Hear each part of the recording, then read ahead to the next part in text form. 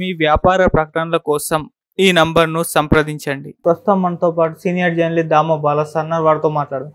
నమస్కారం సార్. నమస్తే sir, Radisson drug పార్టీలో డైరెక్టర్ క్రిష్ పేరు కూడా బయటకు రావడం చూసాం కదా. అయితే ఇప్పుడు పోలీసులు ఏం చెప్తున్నారంటే క్రిష్ జాగర్లమూడి పారిపోయాడు, పరారులో ఉన్నాడు అని చెప్తున్నారు సార్. నిజంగా క్రిష్ పారిపోయాడా, ఏం జరిగింది? యాక్చువల్గా ఏంటంటే రాడిసన్ బ్లూలో మొన్న పట్టుబడిన మొత్తంగా ఇప్పుడు A12 వరకు అక్యూజ్డ్ 12 మందిని చేర్చారు.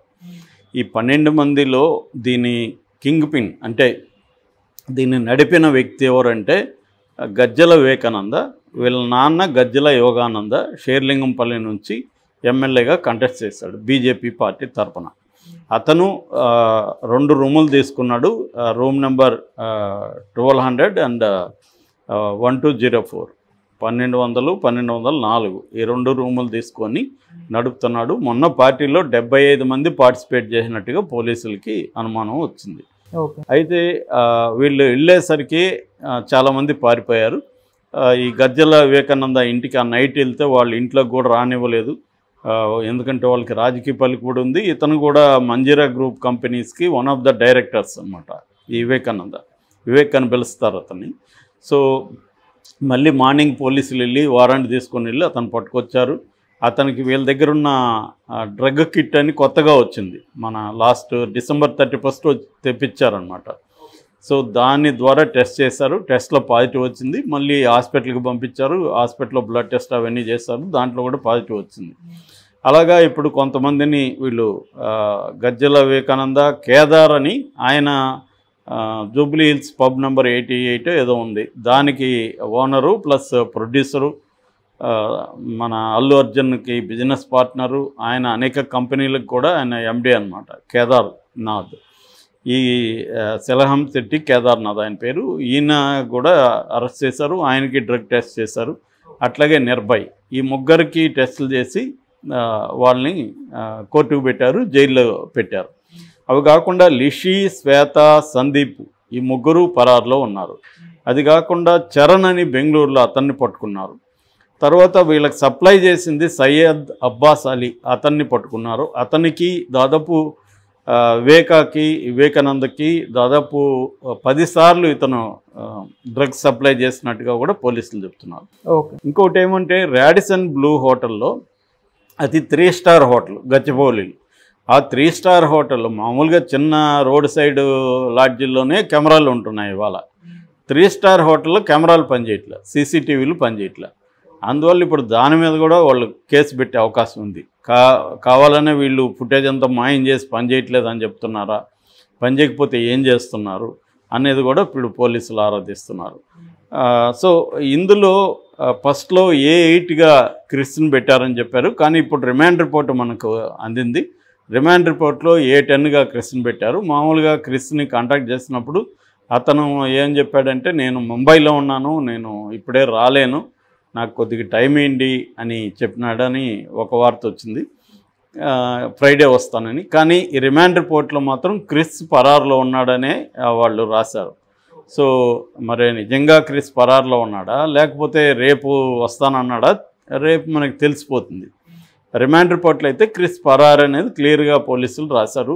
మహంతి కూడా press meet, CP Avinash Mohanty మీడియాతో మాట్లాడారు. ఆయన కూడా ఇవన్నీ కూడా వివరాలు చెప్పాడు. క్రిస్ ఇప్పటికైతే అందుబాటులో లేడని ఆయన చెప్పాడు. కానీ రిమాండ్ రిపోర్ట్లో అయితే క్లియర్గా ఎప్పుడైనా కూడా మనం కోర్టుకు పెట్టారు కాబట్టి ఇదే అథెంటిక్ డాక్యుమెంట్గా మనం పరిగణలోకి తీసుకోవాలి.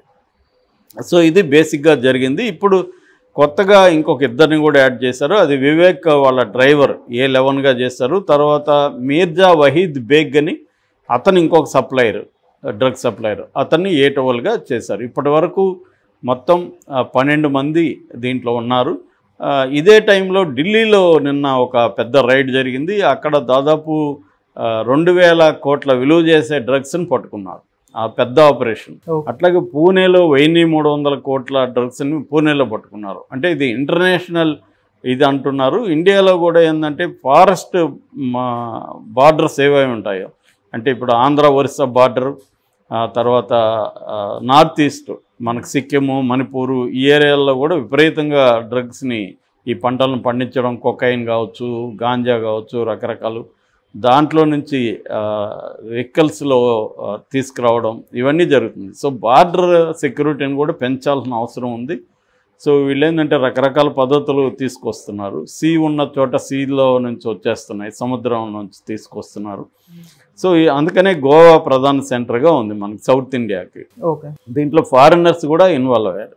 అయితే ఇక్కడ చాలామందికి ఉన్న డౌట్ ఏంటంటే కామెంట్లో వాటిని పెట్టినప్పుడు అసలు ఈ డ్రగ్ ఎందుకు అడిక్ట్ అవుతున్నారు, మందుకో ఇంకో దానికో అంత పెద్ద స్థాయిలో అడిక్ట్ అవ్వట్లేదు కదా అంటే, యాక్చువల్గా మన బ్రెయిన్లో ఏంటంటే బ్రెయిన్లో ఒక రివార్డ్ సిస్టమ్ అంటారు. రివార్డ్ సిస్టమ్ అంటే మనం ఏదన్నా ఒక ఫ్రెండ్స్తో కలిసినప్పుడు, ఒక మంచి భోజనం, మనకి ఇష్టమైన ఫుడ్ తిన్నప్పుడు మనకు ఒక మోటివేషను, ఒక ప్లెజరు వస్తుంది. డోపమైన్ అంటారు, ట్రాన్స్మిటర్, బ్రెయిన్ ట్రాన్స్మిటర్ ఉంటుంది అన్నమాట డోపమైన్. మామూలుగా సినిమాల్లో వాటిలో కూడా డోపమైన్ హ్యాపీ కెమికల్గా చూపిస్తారు, కానీ అది హ్యాపీగా కంటే కూడా మోటివేషనల్ కెమికల్ అని ఈ మధ్య స్టడీస్ చెప్తున్నాయన్నమాట. ఈ డోపమైన్ అనేది ఈ డ్రగ్ తీసుకున్నప్పుడు ఏమంటే ఈ డోపమైన్ బాగా యాక్టివేట్ అయ్యి బ్రెయిన్ స్టిమ్యులేట్ అవుతుంది. స్టిమ్యులేట్ అయ్యి ఈ ఇందాక చెప్పిన బ్రెయిన్ రివార్డ్ సిస్టమ్ని ఈ డ్రగ్ హైజాక్ చేస్తుంది. హైజాక్ చేసి ఇక మామూలు వాటికి బ్రెయిన్ స్టిమ్యులేట్ అవ్వదు. ఇందాక చెప్పిన మంచి ఫుడ్ తింటేనో, ఒక నచ్చిన ఫ్రెండ్ని కలిస్తేనో, నచ్చిన ప్రదేశానికి వెళ్తేనో మనకి ఒక ప్లెజరు, ఒక మోటివేషన్ వస్తుంది కదా, అది డోపమైన్ ట్రాన్స్మిటర్ ప్రధానంగా పనిచేస్తుంది. అయితే ఈ డ్రగ్ వాడడం వల్ల ఏమవుతుంది, అది హై స్టిమ్యులేషన్కి గురయ్యి బ్రెయిన్ రివార్డ్ సిస్టమ్ అనేది ఇంకా నార్మల్ వాటికి స్పందించదు. అంటే దానికి ఇంకా మళ్ళీ హై స్టిమ్యులేషనే కావాలి, అది అలవాటు అయిపోతుంది. హై స్టిమ్యులేషన్కి అలవాటు అయిపోయి ఏమవుతుందంటే డ్రగ్ తీసుకుంటేనే స్టిమ్యులేషన్ అవుతుంది తప్ప మామూలు వాటికి హ్యాపీనెస్, మోటివేషన్ అనేది ఇంక పోతుంది వాళ్ళకి, తీసుకున్న వాళ్ళకి.